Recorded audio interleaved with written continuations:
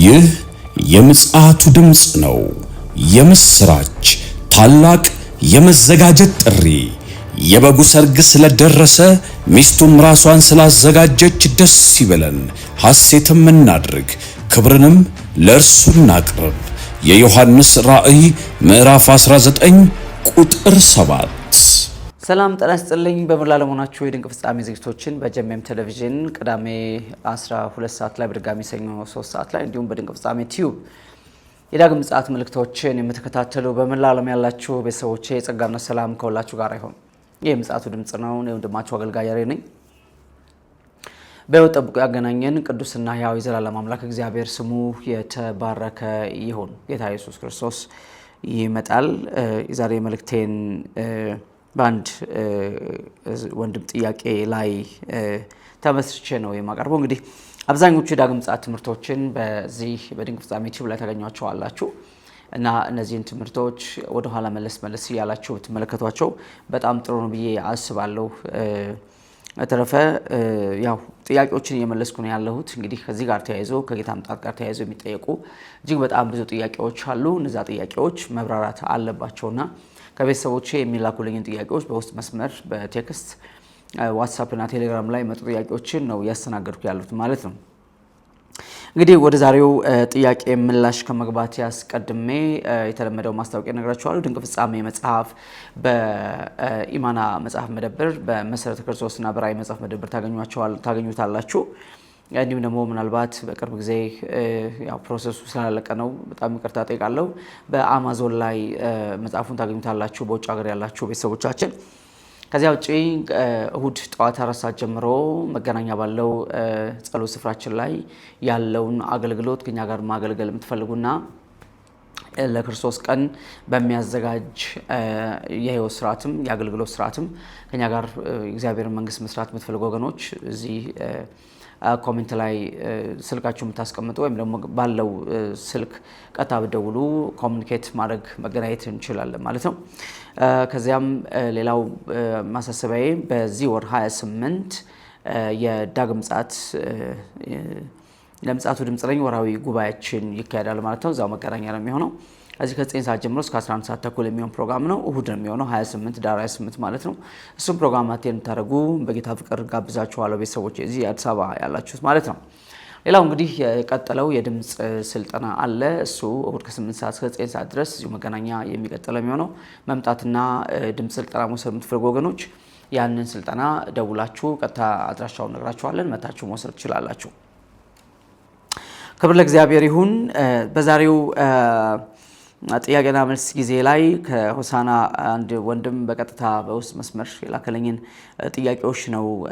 በዛ ያሉ ጥያቄዎች ናቸው። እንግዲህ የምችለውን ያህል ሰዓት ባለኝ ሰዓት የተወሰኑ ጥያቄዎችን ለማብራራት ሞክራለሁ። የመጀመሪያው ጥያቄ አሁን ያለችው ቤተክርስቲያን ትነጥቃለች ወይ የሚል ነው። እንግዲህ አሁን ያለችው ቤተክርስቲያን ሁለት አይነት መልክ እንዳላት እናውቃለን። የመጀመሪያው መልኳ በእርግጥ እግዚአብሔር እንዳየላት በእግዚአብሔር ሐሳብ የምትኖርና እግዚአብሔር ልጅ ወደ መምሰል እያደገች ያለች የጽድቅን ቃል የምትገልጥ ቅድስናን ኃይል የምትገልጥ ቤተክርስቲያን እንዳለች ይታወቃል። ሌላዋ ደግሞ በሌላ ሳይድ ደግሞ ጭልጥ ብሎ ንግድ በሚመስል ስርዓት የተጠላለፈች ቤተክርስቲያን እንዳለች ይታወቃል። ቤተክርስቲያን የአማኞች ስብስብ ናት። እንግዲህ እኛ በአጥቢያ ስለምንረዳ ነው እንጂ ያለችው ቤተክርስቲያን አንዲት ዓለም አቀፋዊት ቤተክርስቲያን ያለችው አርያማዊት ምንላት ቤተክርስቲያን በክርስቶስ አካል ራስነት ያለችው አንዲት አካል ናት ያለችውና ጌታ ኢየሱስ ለእርሱ የሆኑትን ያውቃል ስለሚል እግዚአብሔር ቃል ነገ ላይ ይነጠቃሉ፣ ነገ ላይ አይነጠቁም፣ እነዚህ ቸርቾች ይነጠቃሉ፣ እነዚህ ቸርቾች አይነጠቁም ለማለት እንዲህ አይነቱ ብቃቱም ድፍረቱም እኛ ሊኖረን አይችልም። ነገር ግን በመሰረተ ሐሳብ ደረጃ ስለ ንጥቀት ስናነሳ ከዚህ በፊት ደግሜ እንደተናገርኩት ሐዋርያ ጳውሎስ በአንደኛ ተሰሎንቄ ምዕራፍ 4 ቁጥር 13-14 ላይ አንቀላፍተው ስላሉት ታውቁ ዘንድ እንወዳለን ክርስቶስ ኢየሱስ እንደሞተና እንደተነሳ ካመንን ይላል። ክርስቶስ ኢየሱስ እንደሞተና እንደተነሳ ካመንን በክርስቶስ ያንቀላፉትን እግዚአብሔር ከእርሱ ጋር ያመጣቸዋል በጌታ ቃል የምንላችሁ ነው ይላል። ይህ ማለት ግልጽ ነው። ከእርሱ ጋር የሚመጡት መንፈሶቻቸው ከጌታ ጋር ያሉ ቅዱሳን ናቸው። እነዚህ መተው ስጋዎቻቸው ውስጥ ይገቡና ስጋዎቻቸውን ተዋህደው ሕያዋን ሆነው ይቆማሉ። በስጋ የሞቱት ማለት ነው። እንግዲህ ጌታ ሲመጣ ለቤተክርስቲያን በሆነ መምጣቱ፣ ለቅዱሳን በሆነ መምጣቱ፣ ስውር በሆነ መምጣቱ ሁለት አካላት አሉ። አንደኛ በሕይወት ያሉ ለምሳሌ ዛሬ ቢመጣ እኛ በሕይወት አለን። ዛሬ ቢመጣ የሞቱ ደግሞ አምነው ያንቀላፉ አሉ፣ ቅዱሳን አሉ። ስለዚህ በመጀመሪያው መለከት የሚሆነው አንቀላፍተው ያሉ ቅዱሳን መነሳት ነው። በመቀጠል በሁለተኛው መለከት ደግሞ የሚሆነው በሕይወት ያለነው ጌታ ሲመጣ በሕይወት የሚያገኘን ሳንሞት በሕይወት በመለወጥ ማይሞትና ሕያውና ዘላለማዊ አካል በመልበስ አንድ ላይ ሁለታችንም የምንጠቅበት ስርዓት ነው ያለው። እንግዲህ ከዚህ አንጻር የሚነጠቁና የማይነጠቁ ተብሎ በአማኞች መካከል ክፍፍል ማንሳት በጣም አግባብነት ያለው ነገር ነው ብዬ አላምንም። ምክንያቱም በየትኛውም ዘመን ፍጹም የሆነች ቤተክርስቲያን በምድር ላይ አልነበረችም። ለምሳሌ የሐዋርያት ሥራ ምዕራፍ 6 ላይ የምናያት ቤተክርስቲያንን ከተመለከትን የሐዋርያት ሥራ ምዕራፍ 6 ላይ የምናያት ሐዋርያት የነበሩባት የመጀመሪያዋ ቤተክርስቲያን በጓዳ ጉዳይ የሚጣሉ፣ የሚጋጩ፣ የሚካሰሱ ከዛ ነገሩ ወደ ሐዋርያት ደርሶ ጉባኤ ረበሸ።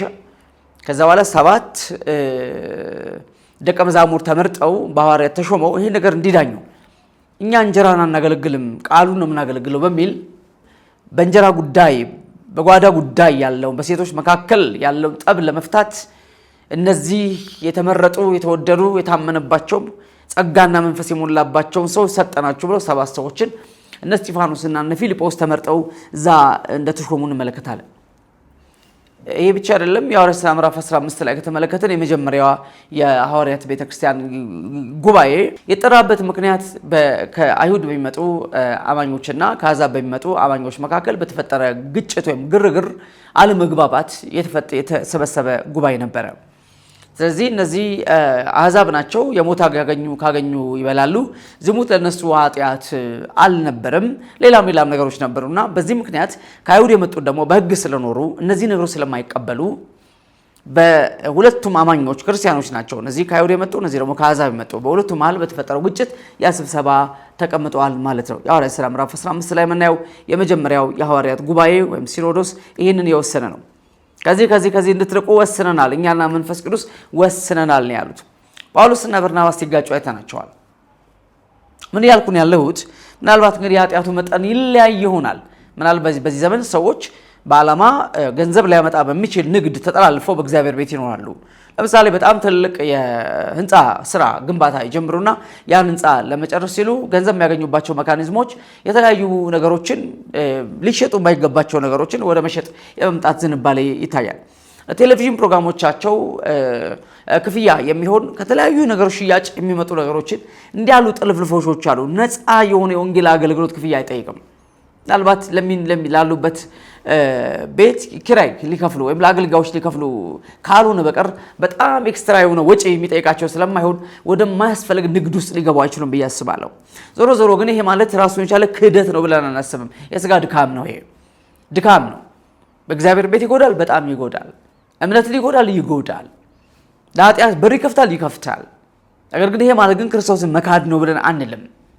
እነዚህ ድካሞቻችን የሚዳኙበት እነዚህ መንገዶቻችን የሚዳኙበት የሚጎበኙበት ለእያንዳንዱ ስራችን ዋጋ የምንቀበልበት የፍርድ ወንበር ወይም ቤማ ተብሎ የሚጠራ ስፍራ ጊዜ እንዳለ ከዚህ በፊት ደጋግሜ ተናግሬያለሁ።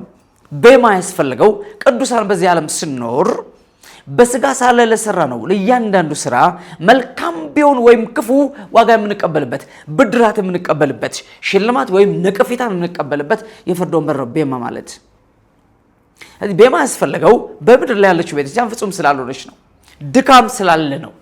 ነገር ግን ሆን ብለን አውቀን ለቅዱሳን እንቅፋት የሚሆን ከሁሉ በላይ ለወንጌል እንቅፋት የሚሆን ስራ በምንም መንገድ ልንሰራ ግን አይገባንም። እንዲህ የተደረገ ነው ሊሆን ይችላል።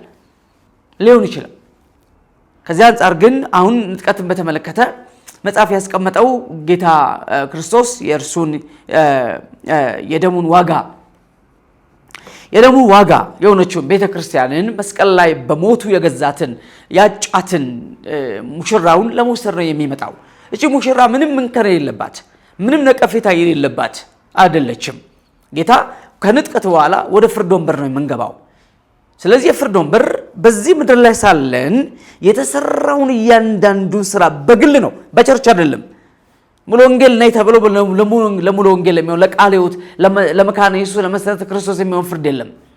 ያለ ፍርድ ኢንዲቪዥዋሊ ነው። አገልጋይ በአገልጋይነቱ፣ እያንዳንዱ አማኝ በአማኝነቱ ፐርሰናሊ ነው እንጂ በግል እንጂ በማህበር የሆነ ፍርድ የለም በሰማይ። እግዚአብሔር ሁላችን በልጅነት መንፈስ ነው የሚያቀን። ከልጅነት በኋላ ነው ፓስተርነት ያለው። ከልጅነት በኋላ ነው ሐዋርያነት፣ ነብይነት፣ ወንጌላዊነት ወይም ሌላ ጸጋ ያለው ከልጅነት በኋላ ነው። እንደ ልጆች ለኖር ነው ኑሮ ከልጅነትም ደግሞ አልፈን በእግዚአብሔር ቤት ተሾመን እጣ ደርሶን እድል ገጥሞን ምሕረት ሆኖልን አገልጋይ ተብለን በቆምንበት መድረክ ላይ በተሾምንበት መንጋ ላይ በምን መንገድ ነው ያገለገልነው? ዋጋ እንቀበላለን። እዚያ የፍርድ ወንበር ወይም ቤማ ያስፈለገው እቺን እያንዳንዷን ነገር አንጠርጥሮ ለማውጣትና በሰዓት ውስጥ አቃጥሎ ኃጢአት የሌለባት ኃጢአት የማታቅ ንጹህ ሙሽራን ለአብ ለማቅረብ ነው። ለአብ ሊያቀርበን ነው ጌታ ኢየሱስ በፍርድ ወንበር ውስጥ የሚያሳልፈን እግዚአብሔር። ሐዋርያው ጳውሎስ በኤፌሶን መልእክቱ ምዕራፍ 1 ቁጥር 4 ላይ ዓለም ሳይፈጠር ይላል በፊቱ ቅዱሳንና ነውር የሌለን በፍቅር እንሆን ዘንድ በክርስቶስ መረጠን ይላል። እግዚአብሔር ዓለም ሳይፈጠር የሚያውቃት በክርስቶስ የሚያውቃት ሙሽራ ነውር የሌለባት ናት። ነቀፌታ የማታውቅ ናት። ኃጢአት የማታውቅ ናት። የፊት መጨማደድ የሌለባት ናት። የፍርድ ወንበር እችን ሙሽራ ያመጣታል። ስለዚህ ከንጥቀት በኋላ ነው ፍርድ ወንበር ያለው እንጂ ተፈርዶብናል ወደ ንጥቀት የምንገባው። ከንጥቀት በኋላ ሙሽራዋን በክርስቶስ ደም የተገዙ አማኞችን ከነድካማቸው፣ ከነስንፍናቸው፣ ከነብርታታቸው፣ ከነጉለታቸው፣ ከነብቃታቸው ይወስድና ልክ አንድ የአሳ አጥማጭ መረቡን ሲጥል አሳ ብቻ አይገባም፣ እባብም ሊገባ ይችላል። የማይፈልግ ሌላ የማይበላ ሀሳብ ሊገባ ይችላል። በጣም ብዙ ነገር መረቡ ሰብስቦ የሚይዘው ሌላ ማአት ነገር ሰብስቦ መረቡ ይወጣል። ከዛ ውስጥ ነው አሳዎችን የሚመርጠው ማለት ነው የሚመርጠው። ስለዚህ ካጠመደና ካወጣ በኋላ የሚመርጠው። ልክ እንደዛ ሁሉ በሰማይ ፍርድ አለ። ቤተ ክርስቲያን የረሳችው ቅዱሳን የዘነጋ ነው መደዴ የሆን ነው እንደ ልቤ ነው የኖር ነው እግዚአብሔርን ሳንፈራ የተናገር ነው ለእያንዳንዱ ስንፍናችን መልስ እንደምንሰጥ የዘነጋንበት ቤማ የፍርድ ወንበርን ረስተን ወገኖች ረስተን ነው። ከዚህ አንጻር ጌታ ከነጠቀም በኋላ ከወሰደም በኋላ ከመሄድ በኋላ ዓለምን ምድርን ከመልቀቅ በኋላ የፍርድ ወንበር የሚባለው እያንዳንዱ ስራችን ጌታ ምንድን ያለው ማቴዎስ ወንጌል ምዕራፍ 12 ላይ ሰው ለሚናገረው ለእያንዳንዱ ቃል ንግግር ነው ያለው መልስ ይሰጥበታል። ለምን? ሰው የሚናገረውን ከልቡ አውጥቶ ይናገራል። አያችሁ? ስለዚህ መልስ የምንሰጥበት ቀን አለ። እዚህ አይደለም አንተ እንዲያርጋል አልነጥቀም አይደለም። የሚነጥቀው በክርስቶስ አምነህ ስለዳንክ ነው። ህይወቱ ውስጥ አንተ ውስጥ ስላለ ነው። ለምን ነጠቅ ጳውሎስ ያለው ኢየሱስ እንደሞተና እንደተነሳ ካመንን ያለው ይሄ መዳን ሚስጥር ነው። ስለ ኃጢአቴ እንደሞተ እኔን ስለ ማጽደቅ እንደተነሳ በአብ ቀኝ ጽድቄ ሆኖ እንደተቀመጠ የሚታይልኝ ጽድቄ የሚቆጠርልኝ ጽድቄ እግዚአብሔር እኔን ሲያየኝ በእኔ ውስጥ ልጁን ነው የሚያየው። ያስቀመጠውን ህይወት ነው የሚያየው። የራሱን ጽድቅ ነው የሚያየው። ለመጽደቅ ክራይቴሪያው ይሄ ነው። እንግዲህ መቼስ እንደገና ወደ ስራ ጽድቅ ካልተመለስን በስተቀር እንደገና ወደ ህግን በመጠበቅ ወደ መጽደቅ ካልተመለስን በስተቀር የጽድቅ መንገዱ ይሄ ነው። አዲስ ኪዳናዊው የጽድቅ መንገድ የክርስቶስ ቤዛነት ነው። የክርስቶስ ቤዛነት ነው። ስለዚህ በቤዛነቱ የማይሞተው ሞቶ ሕያውና ዘላለማዊው ሞቶ ቅዱስና የተፈራው ሞቶ ለእንደኔ ያለ ደካማ ለአንተና ላንቺ ምስኪን ሞቶ አምነው ድናል። በቃ አሁን የሚወስድ ይህን ህይወት ስለተቀበልከ የሚወስድ አንተ ብቃት የተነሳ አይደለም። አንተ የውጥራት አይደለም። ይሄ ማለት ግን የውጥራት አያስፈልግም ያልኩ አይደለም። ቅድስና አያስፈልግም ያልኩ አይደለም። ከዚህ በፊት ያስተላልፍኳቸው በቅርብ ቀን የተለቀቁ ቪዲዮዎችን ካያችሁ እንደ ክርስቲያን በኃጢአት መከሰሱ በራሱ በጣም አሳፋሪ ነገር ነው። በጣም አስፈሪ ነገር ነው። የተቀበልከው ወንጌል ኃጢአትን ይፈቅዳል ወይ? የተቀበልከው ወንጌል ወይም ጸጋ አርነት ይሰጣል ወይ እንደፈለክ እንድትኖር? መጽሐፍ የሚለው ምንድን ነው? በዋጋ ተገዝታችኋልና የራሳችሁ አይደላችሁም። ስለዚህ የወደዳችሁትን ልታደርጉ አትችሉም። አንተ እኮ የተገዛ ባሪያ ነህ፣ ግን የተገዛው በፍቅር ነው። ሞቶን የገዛ እንደዚህ በፍቅር የተገዛ አንተ ለገዛ ካልኖር አልተገዛህም። አለመገዛትን እያረጋግጥክ ነው ያለው። አሁን ለራስህ የምትኖረው ለራስህ ነው የምትኖረው። እንደሱ እንዳይሆን መጠንቀቅ ያስፈልጋል። እዚህ አሁን ያለችው ቤተክርስቲያን የትኛዋ ቤተክርስቲያን? ቤተክርስቲያንን የሚሉ በጣም ብዙ ቤተክርስቲያኖች በዓለም ላይ አሉ። ምናልባት ቤተክርስቲያን በሚል ስያሜ ከሆነ የሰይጣንን ቤተክርስቲያን ተብሎ ተከፍቷል። እንደሱም ተብሏል። የኢሉሚናቲ አባላት በየትኛውም ቤተክርስቲያን ውስጥ አባል መሆን ትችላላችሁ ብለው አባሎቻቸውን ለከው ፓስተር እያደረጉ ናቸው ያሉት። ግብረ ሰዶማውያን ችግር የለም ማገልገል ትችላላችሁ እናንተ እኮ እንደውም በጣም እያሉ በሚያስገርም ሁኔታ አገልጋዮች አድርገው ፓስተር አድርገው አስቀምጠዋል በእግዚአብሔር ጉባኤ ላይ። እና ቤተክርስቲያን ማለት እኮ እሱ አይደለም፣ ፓስተር እኮ አይደለም። ቤተክርስቲያን ማለት ዓለም አቀፋዊት ናት። ቤተክርስቲያን ማለት በመላው ዓለም ያሉ የዳኑ ከሐዋርያት ዘመን ጀምሮ ያመኑ የዳኑ ቅዱሳን ስብስብ ናት ቤተክርስቲያን ማለት። አጥቢያ አይደለችም ቤተክርስቲያን ማለት። ቤተክርስቲያን አጥቢያ ቤተክርስቲያን የለችም እያልኩ አይደለም። አጥቢያዊ መልክ የላትም እያልኩ አይደለም። ያቱም የኤፌሶን ቤተክርስቲያን አጥቢያ ናት። ሰምሬስ አጥቢያ ናት። ቲያጥሮን ጴርጋሞን አጥቢያ ናት።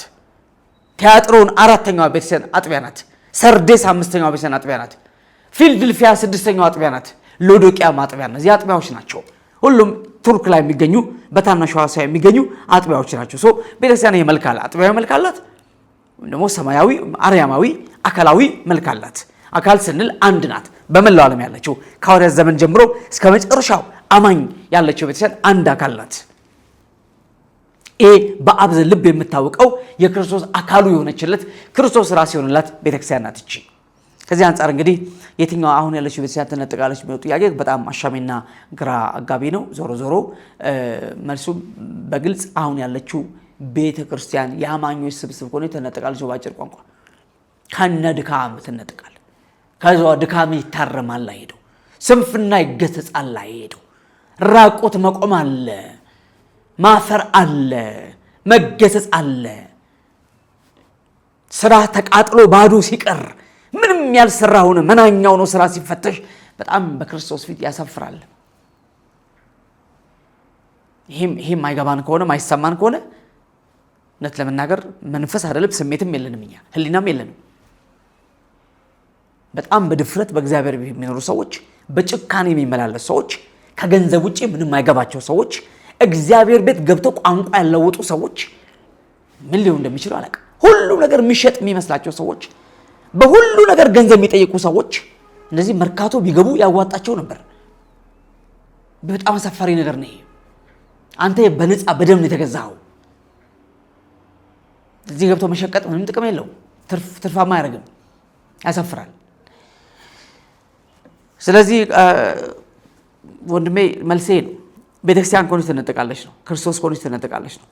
አካሉ ከሆነች ሙሽራው ከሆነች ትነጠቃለች ነው። ከዚህ ጋር ተያይዞ እንግዲህ ጥያቄ ሌላ ቀረበው ጥያቄ፣ ሁለተኛ ጥያቄ የተለያዩ ሽያጮች ቤተክርስቲያን ውስጥ ይካሄዳሉ ነው እና እነዚህ ሽያጮች ባሉበት ሁኔታ አሁንም ንጥቀት እንዴት ይሆናል ነው። ሌላው ሙሽሪት ሙሽራውን የምታገኝበት ቀን ከመድረሱ በፊት ቤተክርስቲያን ፐርፌክት መሆን አለባት የሚል ሀሳብ ጥያቄ አንስቷል። ቅድም እንዳልኩት ነው። ፐርፌክት የምትባል ቤተክርስቲያን በምድር ላይ ኖራ አታውቅም። ቤተክርስቲያን ሰዎች ስብስብ ናት። ሰዎች ባለበት ሁሉ ግጭቶች አሉ። እግርና እግር ይጋጫል ይባላል። ቤተክርስቲያን በየትኛውም ስፍራ በየትኛውም ዘመን ከግጭት ነፃ ሆና አታውቅም። የተፈለገውን ያህል ጠንካራ መንፈሳዊ መሪዎች ቢኖሩ፣ የፈለገውን ያህል የመንፈስ ቅዱስ ፍሰት ቢኖር፣ ቆሮንቶስ ቤተክርስቲያን የሚያህል ጸጋ የተገለጠባት ቤተክርስቲያን የለችም። በቆሮንቶስ ቤተክርስቲያን ያልተገለጠ ጸጋ የለም። ግን የጳውሎስ ነኝ እኔ አጵሎስ ነኝ እኔ ኬፋ ነኝ የምትለው የቆሮንቶስ ቤተክርስቲያን ናት። የሰዎች ስብስብ ናት እኮ ቤተክርስቲያን ማለት። ከዚህ አንጻር ቤተክርስቲያንን ጌታ ፍጹም እስክትሆን እየጠበቃት አይደለም። ይልቁን ማመን ያለባቸውና የአሕዛብ ሙላት ብለን የምንለው መዳን ያለባቸው ቁጥር አለ። ያ ቁጥር እስኪሞላ ድረስ የአሕዛብ ሙላት እስኪገባ የሚለው ያ እስኪሆን ድረስ ነው ጌታ የሚጠብቀው እንጂ ቤተክርስቲያን ምንም እንከን አልባ ስትሆን መጥቼ ወስዳታለሁ አላለም። ቤተክርስቲያን እንከን አልባ ልትሆን አትችልም። በብዙ እንከን ውስጥ ነው የምታልፈው። የፍርድ ወንበር ቅድም ያልኩት ከንጥቀት በኋላ ያለው የፍርድ ወንበር ይህን ማጥሪያ ነው። በሰዓት ውስጥ ነው ስራችን በሙሉ የሚያልፈው። እያንዳንዱ በግሉ የኖረው በአገልግሎት ቢሆን፣ በመሪነት ቢሆን፣ በሰባኪነት ቢሆን፣ በፈለገው ብቻ አማኝ ሆኖ የኖረው እያንዳንዱ ስራው በሙሉ በፍርድ ውስጥ ያልፋል። እዛ ነው መጥራት ያለው ነው። ፍጽምና ያለው ከዛ ፍርድ በኋላ ነው። ለምሳሌ ዮሐንስ ራዕይ ምዕራፍ 19 ላይ ስንመለከት የምናያት ቤተክርስቲያን ሲዘመርላት የምናያትን ቤተክርስቲያን ላሳያችሁ እችላለሁኝ። ዮሐንስ ራዕይ ላይ ያለችው መጨረሻ ላይ የምንመለከታት ቤተክርስቲያን ዮሐንስ ራዕይ ምዕራፍ 19 ቁጥር 6 ላይ እንደ ብዙ አራት ሽማግሌዎች አራት እንስሶች በፊታቸው ተደፍተው በዙፋኑ ላይ ተቀምጠው ለእግዚአብሔር አሜን ሃሌሉያ እያሉ ሰገዱለት። ድምጽም ባሪያዎች ሁሉ እርሱ የምትፈሩት ታናናሾችና ታላቆች ሁሉ አምላካችንን አመስግኑ ሲል ከዙፋኑ ወጣ። እንደ ብዙ ሕዝብ ድምጽ፣ እንደ ብዙ ውኆችም ድምጽ፣ እንደ ብርቱ ነጎድጓድ ድምጽ ያለ ድምጽ ሰማሁ። እንዲህ ሲል ሃሌሉያ ሁሉም የሚገዛ ጌታ አምላካችን ነግሷልና። ቁጥር 7 የበጉ ሰርግ ስለደረሰ ሚስቱም ራሷን ስላዘጋጀች፣ በሰማይ ነው ይሄ፣ ራሷን ስላዘጋጀች ደስ ይበለን፣ ሐሴትም እናድርግ፣ ክብርን ለእርሱ እናቅርብ። ያጌጠና የተጣራ ቀጭን የተልባ እግር ልብስ እንድትጎናጸፍ ተሰጥቷታል። ከፍርድ ወንበር በኋላ ነው። ያጌጠ የተጣራ የሚለው በፍርድ ወንበር የተጣራ ማለት ነው። በፍርድ ወንበር በፍርድ ማለት በፍርድ ያለፈ ማለት ነው። በፍርድ ውስጥ ያለፈ ማለት ነው። ያጌጠና የተጣራ ቀጭን የተልባ እግር ልብስ እንድትጎናጸፍ ተሰጥቷታል። መቼ ነው? ሰርጓ ላይ ነው፣ በሰማይ ነው። ቀጭኑ የተልባ እግር የቅዱሳን ጽድቅ ስራ ነው አለ። ኃጢአቱ ከተወገደ በኋላ የተሰራው በጎነት፣ መልካምነት፣ በክርስቶስ በማመን የተኖረው የእምነት ህይወት፣ የጸጋ አገልግሎት፣ የተጋድሎ ህይወት ብቻ ነጥሮ ይወጣል። እሱ ነው የቅዱሳን ጽድቅ ስራ ነው የተባለው። ይሄ ነው ወገኖች።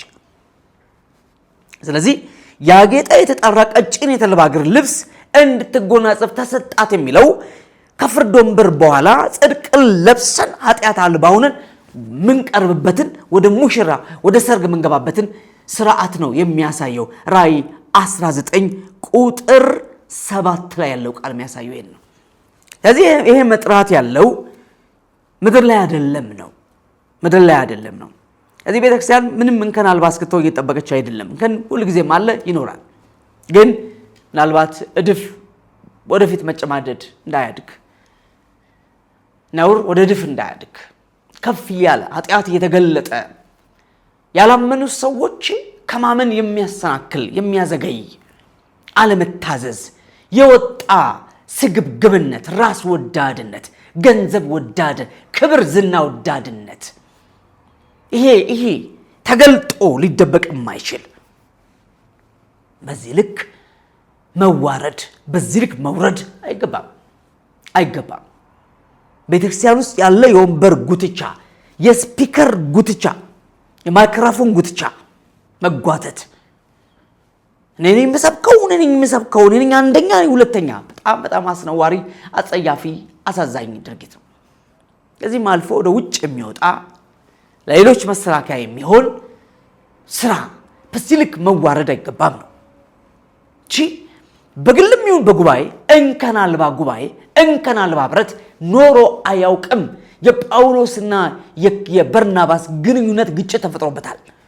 እነ ጴጥሮስ የነበሩባት ቤተክርስቲያን ግጭት ገጥሟታል። ስለዚህ በፍጹም ቤተክርስቲያን በምድር ላይ እንከን አልባ አልነበረችም፣ እንድትሆንም አይጠበቅም። ዋይ የሰዎች ስብስብ፣ በስጋ ያሉ ሰዎች ስብስብ ስለሆነች። ይሄንን ለማጥራት ግን ጌታ ከንጥቀት በኋላ የፍርድ ወንበርን አዘጋጅቷል።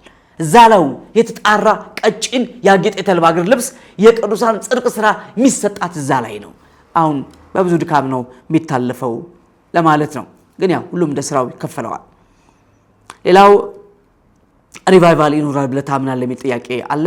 በሚገባ ያውም ዓለም አቀፍ ሆሴ ላይ እንደተገለጠው ምድርን በሙሉ የሚያርስ የመጨረሻው ዝናብ፣ በጣም ሊጸለይበት የሚገባ ቤተክርስቲያን ራሷን ልታዘጋጅበት የሚገባ በሯን ታጠባብቅ የሚገባ ጎርፍ ሲመጣ፣ ክረምት ሲመጣ ቀደም ብሎ ሰው ቆርቆሮውን አጥሩ እንደሚያጠባብቅ ሁሉ በሩ እንደሚያጠባብቅ ሁሉ ቦይ እንደሚያሰናዳ ሁሉ መንፈስ ቅዱስ ምድርን እንደሚያርስ የመጨረሻ ዝናብ the last rain የሚመጣበት አደገኛ ከባድ ሪቫይቫል all over the world እየተጠበቀን ያለው በመላው ዓለም እየተጠበቀን ያለው we need to preach the revival ያስፈልገናል። ከዚህ ድካም የሚያወጣን ከዚህ ስንፍና የሚያወጣን ከዚህ ጉስቁልና የኃጢአት ልምምድ የሚያወጣን የመንፈስ ቅዱስ በተገለጠ አሰራር በክብር ምድር ላይ መስራት ነው።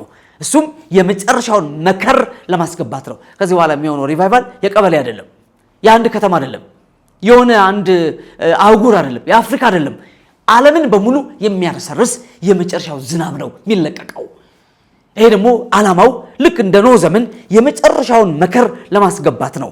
ኖህን እየገፋ እንስሳትን በሙሉ በሰልፍ እንዳስገባ ሁሉ ሊድኑ የሚገባቸውን በሙሉ ሰብስቦ ወደ መረቡ ወደ መንግስቱ የሚያገባ አደገኛ ዓለም አቀፍ ሪቫይቫል ከንጥቀት በፊት ይሆናል። that is must ይሆናል። ይህን ደግሞ በጣም ብዙዎች በዓለም ላይ እየጠበቁት ነው፣ እየጸለዩ ነው፣ እየተዘጋጁ ናቸው፣ በጣም እየቃተቱ ነው። ሚሊዮኖች ስለዚህ ነገር እያነቡ ነው። እግዚአብሔር በታላቅ ጉብኝት ምድርን እንዲጎበኛት ታላቁ ጥፋት ከመምጣቱ በፊት ታላቅ ጉብኝት እንዲሆን የብዙዎች ለቅሶና እንባ ነው እና ሪቫይቫል የሚጠበቅ ነው። ይመጣል መስት ነው። ግን ሳስበው ሬዲ የሆነ አይመስለኝም። ኢትዮጵያ ቤተክርስቲያን ለሪቫይቫል ዝግጁ ናት የሚለው ጥያቄ ውስጥ የሚገባ ጉዳይ ነው። በመላው ኢትዮጵያ ያለች ቤተክርስቲያን ለሪቫይቫል ዝግጁ ናት ወይ? ሪቫይቫል ቢመጣ ሪቫይቫሉን ለመቀበል ለማስተናገድ ዝግጁ ናት ወይ? የምር የናፈቀን እየጠበቅን ነው ወይ? ይሄ ጥያቄ ውስጥ መግባት ያለበት ጉዳይ ነው። በመንፈስ ቅዱስና በእሳት መጠመቅ ወይም መሞላት የሚባሉ ነገሮች ከቤተክርስቲያን እየጠፉ ናቸው የሚል ነገር አለ። ወንድሜ የሚያጠምቁ አሉ፣ ይሄን ደግሞ ይረሱ አሉ። ስለዚህ በመንፈስ ቅዱስ ያልሆነ ክርስትና በራሱ ጎዶሎ ነው፣ አድካሚና ሰልች ነው፣ ዳገት ነው። በመንፈስ ቅዱስ የሆነ ክርስትና ደግሞ ዳገትን በእግር ሳይሆን በክንፍ መውጣት ማለት ነው፣ በክንፍ መውጣት ማለት ነው። ስለዚህ በመንፈስ ቅዱስ የማታጠምቅ የወንጌላውያን አማኞች ቤተ ክርስቲያን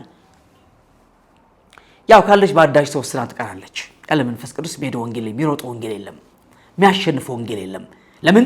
የኛን የቃል ምስክርነት በስልጣን በታምራት በድንቅ በምስክርነት የሚመሰክረው መንፈስ ቅዱስ ነው። ስለዚህ መንፈስ ቅዱስ ጥምቀት በግል እያንዳንዱ አማኝ ሊቀበለው የሚገባ ጉዳይ ነው። ሁሌ እንደምለው የመንፈስ ቅዱስ ጥምቀት ከዳግም ልደት የተለየ ልምምድ ወይም ሌላ ስርዓት ነው። ስለዚህ ቤተክርስቲያን ማሸነፍ ካለባት እንድታሸንፍ የተሰጣት ኃይል ሳትቀበሉ ከኢየሩሳሌም እንዳትወጡ በተባለው መሰረት ያ እሳት ያንዳንዱ ሰው ሊያገኘው ይገባል። ማያስቀምጥ የማያስቆም እሳት ጸሎት ሆኖ ቢገለጥ፣ ምስክርነት ሆኖ ቢገለጥ፣ ሰማዕትነት ሆኖ ቢገለጥ፣ ቅድስና ሆኖ ቢገለጥ መንፈስ ቅዱስ ነው ባንተ ላይ። እዚህ ያለ መንፈስ ቅዱስ ጥምቀት ወይም ሙላት ምንም የሚሆን ማሸነፍ አይኖርም፣ ድል አይኖርምና ይሄ በጣም በጣም ቤተክርስቲያን ከዘነጋችሁ በእያንዳንዱ አማኝ ላይ ትልቅ በደል ፈጽመናል፣ ግፍ ፈጽመናል። ቤተክርስቲያንን አሸናፊና ልዩ የሚያደርጋት የወንጌላውያን አማኞች ቤተክርስቲያንን ድል ነሽ የሚያደርጋት ይህ የመንፈስ ቅዱስ ኃይል ያለመወሰን ያለመገደብ መለቀቅ ነው። ዝማሬው ያሸንፋል፣ ስብከቱ ያሸንፋል፣ ድንቁና ተአምራቱ ያሸንፋል፣ ራእዩና መገለጡ ያሸንፋል።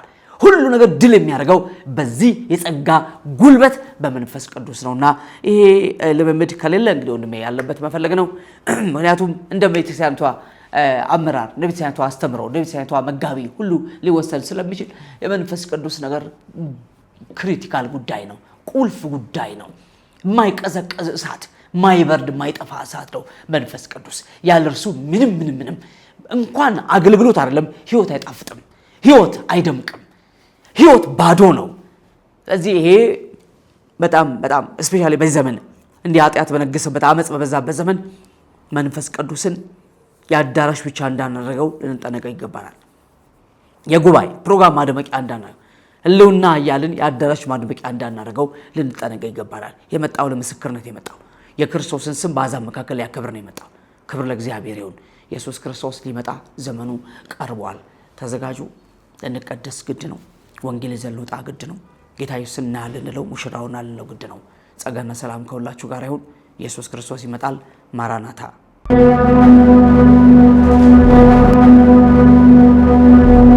ይህ የምጽአቱ ድምጽ ነው። የምስራች ታላቅ የመዘጋጀት ጥሪ። የበጉ ሰርግ ስለደረሰ ሚስቱም ራሷን ስላዘጋጀች ደስ ይበለን፣ ሐሴትም እናድርግ፣ ክብርንም ለእርሱ እናቅርብ። የዮሐንስ ራእይ ምዕራፍ 19 ቁጥር 7። አገልግሎቱን ለመደገፍ ለምትሹ በኢትዮጵያ ንግድ ባንክ መሳያ ፎር ኦል ኢንተርናሽናል ሚኒስትሪ የባንክ አካውንት ቁጥር 1046 31 29 65 8። ኢየሱስ እንደተናገረው በቶሎ ይመጣል። መሳያ ፎር ኦል ኢንተርናሽናል ሚኒስትሪ